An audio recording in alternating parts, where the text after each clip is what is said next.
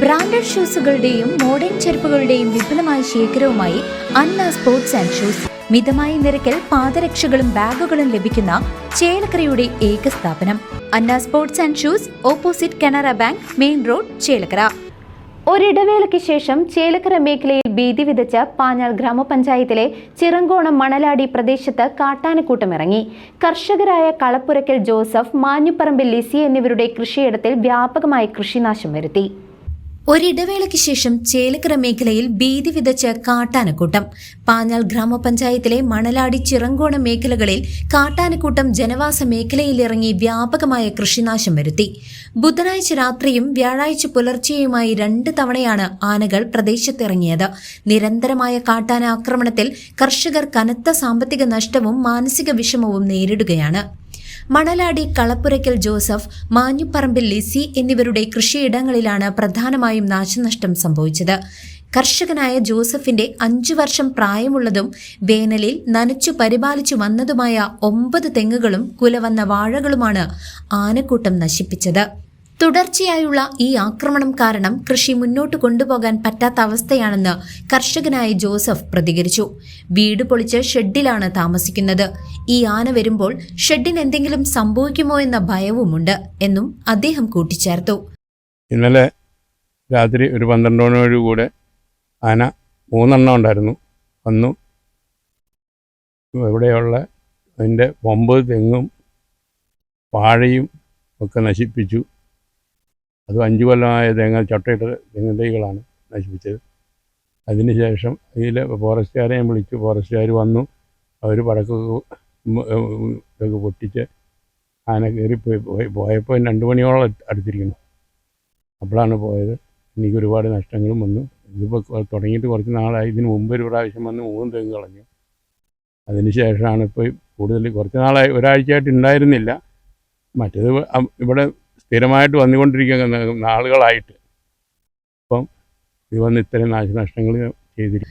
മരങ്ങൾ ഒടിക്കുന്ന ശബ്ദം കേട്ടാണ് നാട്ടുകാർ പരിശോധന നടത്തിയതെന്നും അപ്പോഴാണ് 2 കാട്ടാനകളെ കണ്ടതെന്നും പ്രദേശവാസികൾ പറയുന്നു. വിവരമറിഞ്ഞ് സ്ഥലത്തെത്തിയ വനം വകുപ്പ് ഉദ്യോഗസ്ഥർ പടക്കം പൊട്ടിച്ച ആനകളെ തുരത്തിയെങ്കിലും പുലർച്ചെയോടെ ഇവ വീണ്ടും തിരിച്ചെത്തി നാശനഷ്ടങ്ങൾ വരുത്തി. പുലർച്ചെ റബ്ബർ ടാപ്പിങ്ങിനെത്തുന്ന തൊഴിലാളികളും കടുത്ത ഭീതിയിലാണ്. പുലർച്ചെ 4 മണിക്കാണ് റബ്ബർ വെട്ടാൻ വരുന്നത്. റബ്ബർ എസ്റ്റേറ്റിൽ ആനപ്പിണ്ടവും ചവിട്ടിമതിച്ച പാടുകളുമുണ്ട്. പേടിച്ചു വിറച്ചാണ് വരുന്നത്. വേറെ തൊഴിലൊന്നും അറിയില്ല. ഈ സ്ഥിതി തുടർന്നാൽ തൊഴിൽ നിർത്തേണ്ട സാഹചര്യമാണ്, ഒരു റബ്ബർ തൊഴിലാളി പ്രതികരിച്ചു. ഇവിടെ മണലാടി റബ്ബർ വെട്ടാൻ വരുന്നതാണ്. ഇന്ന് രാവിലെ വന്നപ്പോഴാണ് റബ്ബർ എസ്റ്റേറ്റ് കൂടെ ഒക്കെ ആന ഇറങ്ങിയിട്ട് ആകെ ആനപ്പിണ്ടവും എല്ലാം കിടക്കണു. ആകെ പേടിച്ചിരുന്നിട്ടാണ് വരുന്നത്. നമ്മൾ പുലർച്ചെ 4 മണിക്കൊക്കെയാണ് വരുന്നത്. അത് കാരണം ആകെ പേടിച്ച് നമുക്കാണെങ്കിൽ വേറെ തൊഴിലറിയില്ല. ഭയങ്കര ഒരു ബുദ്ധിമുട്ടായിട്ടാണ് ഇപ്പോൾ. അവിടെ തെങ്ങും തൈകൾ ഇതെല്ലാം നശിപ്പിച്ചിട്ടുണ്ട്. റബ്ബർ എസ്റ്റേറ്റ് കൂടെ ഒക്കെ ആനപ്പിണ്ടം എല്ലാം കിടക്കുന്നുണ്ട്. ആകെ ചവിട്ടി മെതിച്ച് ആകെ ഇതായിട്ടാണ് കിടക്കുന്നത്. കാട്ടാന ഇറങ്ങിയ കുണ്ടുകാട് റോഡിൽ പലയിടത്തും വഴിവിളക്കുകൾ കത്തുന്നില്ല. ഇരുട്ട് വർദ്ധിക്കുന്നത് ആനകളുടെ സാന്നിധ്യം തിരിച്ചറിയുന്നതിൽ വലിയ ബുദ്ധിമുട്ടുണ്ടാക്കുന്നുണ്ട്. ഇത് പ്രദേശവാസികളായ വീട്ടമ്മമാരിലും വലിയ ആശങ്ക സൃഷ്ടിക്കുന്നു. ലൈറ്റുകൾ ഉടൻ നന്നാക്കാൻ പാഞ്ഞാൾ പഞ്ചായത്ത് അധികൃതർ നടപടി സ്വീകരിക്കണമെന്നും പ്രദേശത്തെ ഒരു വീട്ടമ്മ ആവശ്യപ്പെട്ടു. ഇവിടെ ആന ഇറങ്ങുന്ന കുണ്ടുകാട് റോഡ് ആന ഇറങ്ങുന്ന സ്ഥലമാണ്. അപ്പോൾ ഈ വഴിയുടെ പോസ്റ്റിൽ ലൈറ്റുകളൊന്നും കത്തണില്ല. എല്ലാതും ഇല്ല, 1-2 കത്തണില്ല. അപ്പോൾ ആ ഭാഗത്ത് ഭയങ്കര ഇരുട്ടാണ്. അപ്പോൾ അതൊന്ന് ഇട്ട് തന്നാൽ എത്രയും നന്നായിരുന്നു. പിന്നെ ആന ഭയങ്കര പ്രശ്നമാണ്. ആന വരാതിരിക്കാൻ എന്തെങ്കിലും മാർഗങ്ങളുണ്ടെങ്കിൽ അതൊക്കെ ഒന്ന് ചെയ്യുക. ഇതൊക്കെയാണ് ഇപ്പോൾ ആവശ്യം.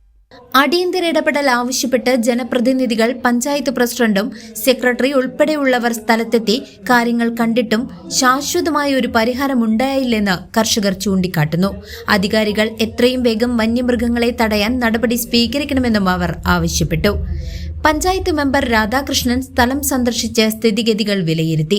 വനത്തിൽ സ്ഥാപിച്ചിട്ടുള്ള സൈറൻ പോലുള്ള പ്രതിരോധ സംവിധാനങ്ങൾ വനത്തിന്റെ 2 അറ്റത്തായതിനാൽ ആനകൾ നടുക്കുകൂടിയാണ് ജനവാസ മേഖലയിലേക്ക് ഇറങ്ങി വരുന്നതെന്നും ഈ വിഷയത്തിൽ അധികൃതർ അടിയന്തരമായി ഇടപെടണമെന്നും പഞ്ചായത്ത് മെമ്പർ ആവശ്യപ്പെട്ടു. മാസങ്ങളായിട്ട് ചിറങ്കോണം 11-ാം വാർഡിൻ്റെ ഏരിയ ഒരു സൈഡിൽ മുഴുവനും ഒരു ഏരിയ കംപ്ലീറ്റും മാസങ്ങളായിട്ട് ആനയുടെ ശല്യം ഭയങ്കര അതിരൂക്ഷമാണ്. ഇപ്പോൾ MLA ഇടപെട്ടുകൊണ്ട് ഒരു ലേസർ ഉപകരണം വയ്ക്കാൻ ഉണ്ടായിരുന്നു. അത് നമ്മുടെ വാർഡിലൊരു 2 വെച്ചിട്ടുണ്ടായിരുന്നു.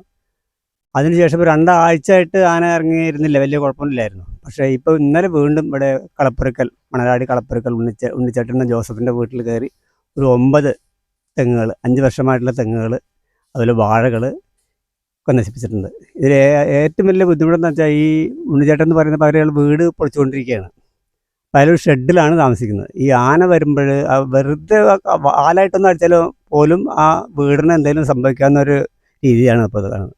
എന്തായാലും വനംവകുപ്പും നമ്മുടെ പഞ്ചായത്തിൻ്റെ അധികൃതരും കൂടിയിട്ട് അതിന് എത്രയും പെട്ടെന്നൊരു പരിഹാരം കാണണമെന്ന് മാത്രം പറയും. News desk CCV.